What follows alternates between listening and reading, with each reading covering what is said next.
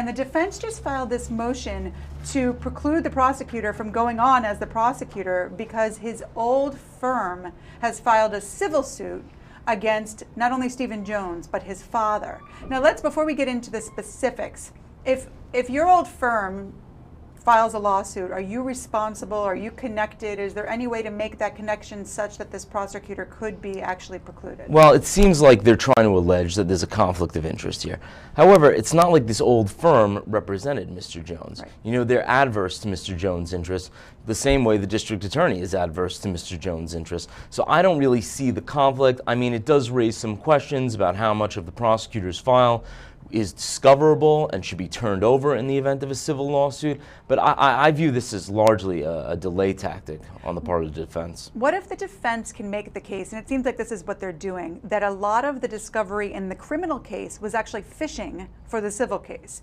And then in the criminal case, apparently, the prosecutor insisted on interviewing the father and took a file, a lot of notes, obviously, and had a transcript of that interview, which was never used in the criminal case, but now is the basis of a large part of the civil case. Would that change any bit of the conflict to such a degree that he should be disqualified? I mean, look, I think it does raise some interesting questions that this guy happens to be from the firm that there's pursuing a civil suit. But look, when a criminal case is, from the inception, there's an investigation, lots of evidence is uncovered. Some of it is relevant and will be presented at trial, and some of it is just going to be thrown in the garbage can or, put away in the filing cabinet. Right. And, I do think this is discoverable material. A lot of times, the basis for a civil case is the criminal case. Of course.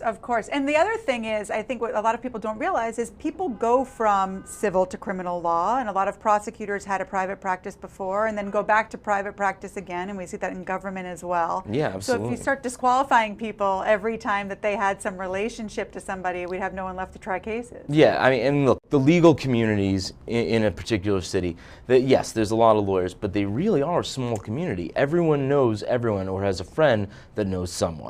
Okay, they're telling me that the totality of darkness is on the screen for the solar eclipse. So we're going to show you that briefly. This is in, I believe, Oregon, where this eclipse is sort of moving across the United States. We're here in New York. We won't get the total eclipse here, but we will be getting a partial eclipse here. And what we're seeing on the screen is apparently the totality as it's seen in Oregon. As this continues to travel across the United States, people will continue to celebrate it as they will. And in just a minute, Ken and I are going to talk about the legal implications of the eclipse and wondering whether or not 2 years from now we'll be sitting here watching an eclipse case. For right now, though, this is what you're seeing is the totality of the eclipse. This is only happening in certain parts of the United States. Not the entire United States will see this total darkness or total eclipse of the sun. As I said, here in New York, I think it's only about 60%, but it's certainly a once in a lifetime for many event, and I know that many people are watching it live and also on television. In many ways, perhaps you may be safer watching it on television, especially if you don't have the right glasses. So in just a minute, we are going to be talking about that. And in fact, why don't we talk about it now, Ken, since it's really the totality. We were talking a little bit about the potential exposure here. Let's talk first about the glasses. Where can the glasses lead to a potential lawsuit? Look, I imagine that if these glass-making companies are savvy at all, that their lawyers are probably banging on their door, sending them emails. You better put all sorts of language in the materials that come with these glasses that say you assume the risk, that there's no guarantee that this will prevent any injury to your eyes or otherwise. Oh, you have a pair. I just got some on my way in. So let's look and see if we see any fine print, because I agree with you that these should certainly have some fine print. So here's my glasses. I think we should try them on. All right, let's give them a shot. So these say that they are solar telescopes and filters. They're 2017 USA Total Eclipse glasses. They do say, so in the inside they do say, warning, never look at the sun without special eye protection. Do not use if damaged. Using damaged glasses can result in severe eye injury. You've got to check them for scratches before you put them on, any pinholes or separation. Yeah. And it says, if damaged, cut into small pieces and discard. There's a legal reason for that, which we'll talk about in just a minute. It says not to clean with any commercial agents. In big yellow, safe for direct solar viewing. That's right. So listen, and it tells you not a lot of exactly warning. How to wear them. So let's put them on. Let's put them on. Let's Ooh, I see. can't Oh, see wow. anything. These are They are really, dark as I can't see. this is good. I can't see Oh my God. anything through them, like not anything. Wow. This is serious. They are definitely, I mean, they're definitely complete darkness. Yeah, this is definitely not my Ray-Bans, I'll tell you that. No, we should make this, I was actually thinking that we should make this into a thing, but I can't make it into a thing because if I walk through the streets of New York with these on, I'll have another kind of Yeah, I lawsuit think when I think bump they might into want to warn people not to be walking down the sidewalk while wearing these. Because you can't see even a centimeter in front of your face. No, you're right. You're right, and that's another potential lawsuit. There is no warning that says, and in fact, they don't even say don't drive. Can I wear these for the rest of the... You can. You certainly can. But don't drive. Can you imagine? They don't even say don't drive. I mean, listen, some things, let's talk about the assumption of the risk. Because some things like driving, when you've got a pair of glasses like these that are literally black as night, you cannot see anything through them, it's common sense that you should not be driving with these on. So that type of thing, a jury, most lawyers would not take a case where someone said, you know, I drove with my glasses on. I mean, on. all the same, I think you should kind of idiot-proof these legally. Yeah. You know, that's me being the voice of doom, maybe. But, you know, there should definitely be a do not drive on here. Because someone's going to be on the highway when the eclipse happens, and they're going to say, hey, I want to check this out. And, you know, the guy in front of them, that might not work out so well for him. Yeah, there's definitely some potential danger. The other thing is if you have glasses that are not, I mean, apparently these are NASA, although they don't say NASA cleared. We'll find out because I'm going to wear them when I'm looking at the eclipse.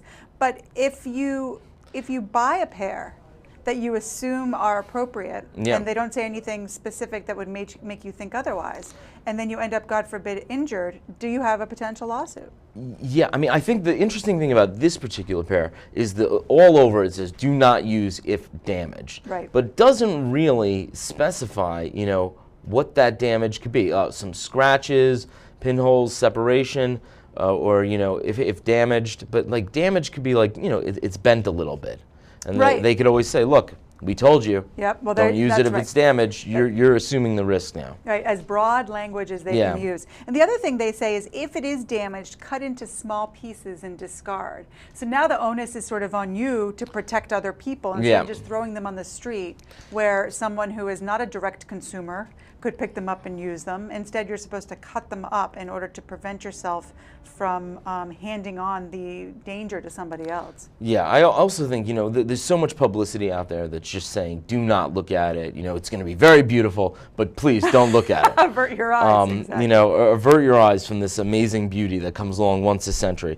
But, you know, I think it's going to be very interesting. I bet there's going to be a few people suing. Yeah, I would imagine so. The other thing that I think is interesting is if you're having one of these parties, these eclipse parties, you know, it's similar to being a host at other types of things where there's danger. And don't you think that it's especially if you're an employer who's having an eclipse party for your employees, I think that you want to consider some sort of a waiver. Yeah, you definitely want a waiver. If you're going to have some sort of event that encourages people to look at this very risky eclipse, you know, where they could really damage their eyes permanently, they should definitely be signing some very strongly worded waivers. This is why lawyers ruin everything. I know, we ruin all the fun. Is done when a lawyer is around. All my clients, I represent a lot of restaurants, and anytime they have events, I'm like, oh, you shouldn't do this, this, and this. We got to get signatures on things, and they are like, oh God, you are the voice of doom. It's true. It's true. No trampolines around me. No trampolines.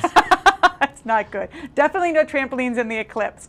All right, guys, we bring on any questions you have about any liability with the eclipse. Ken and I will do our best to answer them. But it is worth noting that if you are injured as a result of this eclipse, there are lawyers who would likely be willing to take on the case depending on the circumstances. Hopefully everyone will be safe. Hopefully everyone will follow the directions on the glasses and as given to you by many people in the past couple days. But remember to be safe and take care of yourself. In the meantime, we're going to take you back to Zach Volpo. He was one of our favorite witnesses during the Stephen Jones case because he had that little attitude on cross-examination.